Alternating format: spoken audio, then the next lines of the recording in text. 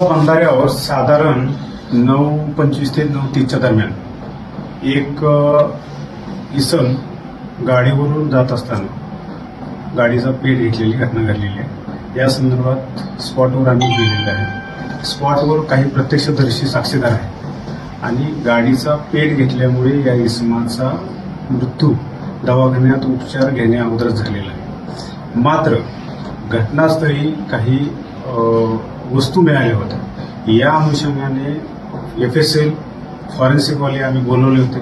सर्व गोष्टींची सहदिशा करायची चालू आहे। प्रत्येक छोट्या छोट्या गोष्टीचा आम्ही विचार करतोय। मात्र प्राथमिकदृष्ट्या हा इसम गाडीचा पेट घेतल्यामुळे त्याचा मृत्यू झालेला आहे। त्याला त्या ठिकाणच्या लोकांनी मदत करण्याचा प्रयत्न केला, मात्र तो चांगल्या जाळलेल्या अवस्थेत असल्यामुळे उपचाराच्या अगोदर त्याचा मृत्यू झालेला आहे। त्याचं PM वगैरे झालेलं आहे।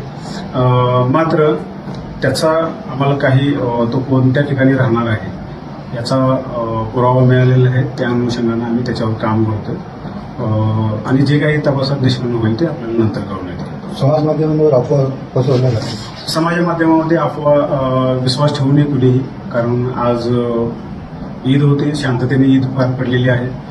दुपारचाही नामत चांगल्या पद्धतीने पार पडलेला आहे आणि कोणीही कसल्याही अफवावर विश्वास ठेवू नये।